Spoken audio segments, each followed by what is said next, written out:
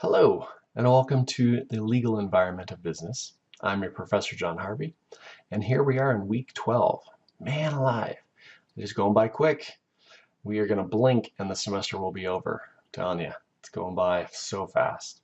Um, so a little bit on the schedule. This week you're looking at chapter 22 and 23, which is uh, um, antitrust and corporate monopoly stuff. And then consumer protection. So they kind of fit together. It's all about kind of protecting the people from business or something unethical going on there. Interesting stuff. We see a little bit of the um, monopolistic kind of tendencies and some of that stuff still happening. The FTC does a lot. The Federal Trade Commission does a lot to kind of break that stuff up or not allow things happen. Most locally, probably for you guys, one of the biggest ones was Albertsons. Albertsons tried to grow their business by buying a whole bunch of grocery stores in California, among other places. And the FTC and I think a couple others, came in and went, whoa, whoa, whoa! You can't have every grocery store in a town. That's not going to work. There needs to be some sort of competition. So if you want more information, that's definitely something you could research. It was a pretty bad deal for Albertsons. They were trying to buy quite a few companies or quite a few grocery stores, and would have been a great deal, but because of the concern that it was going to be a monopoly in certain areas, they kind of got the boot on that. So interesting stuff, very relevant, still comes up, and consumer protection, always good to know about. So I did want to give out a discussion board award for chapter 21.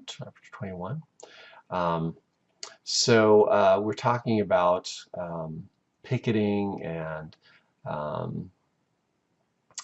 unions and that kind of work there. And Jose was on my side. Jose was all pro Dr. Pepper. So we demand, we must have our Dr. Pepper. So Jose, I'm here with you, buddy. You get the Dr. Pepper award, man. We'll call you Dr. Jose. Well done, sir. Yes. And for the rest of you naysayers that were saying, this is silly and who needs Dr. Pepper, you haven't experienced Dr. Pepper properly then. You just haven't.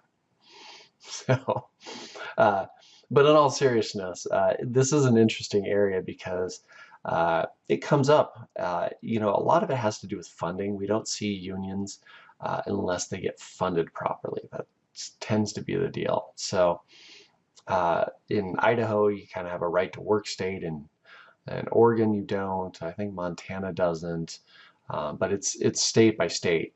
And what happens is if a union can get funding through the work stuff, then they tend to get stronger and kind of are able to do more support and protection. It's kind of a pro and con. People can kind of have either opinions on this. On one hand, unions really help make sure that everyone gets a fair wage. On the flip side, businesses get handicapped and can't make profit and therefore go out of business because some of these deals. So it can be a hard deal, to kind of say whether pro-union or not pro-union. Just think of it as a personal choice, but it's something that you see state by state. And there in Boise, you probably don't see very many unions. Over in Idaho Falls, there's a few more unions over there, but it's kind of regional, and it's definitely funding by state makes a big difference on that. So something to look at. Now, in terms of the idea of looking for redress, or where you've had an issue and you want compensation or you want some sort of results and stuff, and we're talking about legal and illegal actions there. One that nobody mentions or don't think about is that using the media makes a huge difference. So companies are very careful about their image and how they're perceived in the public.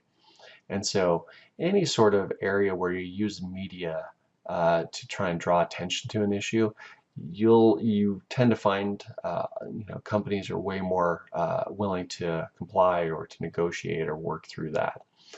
So we've seen stuff like this where like St. Al's or St. Luke's will have people that sit outside their business and have a sign saying it's unfair labor practices.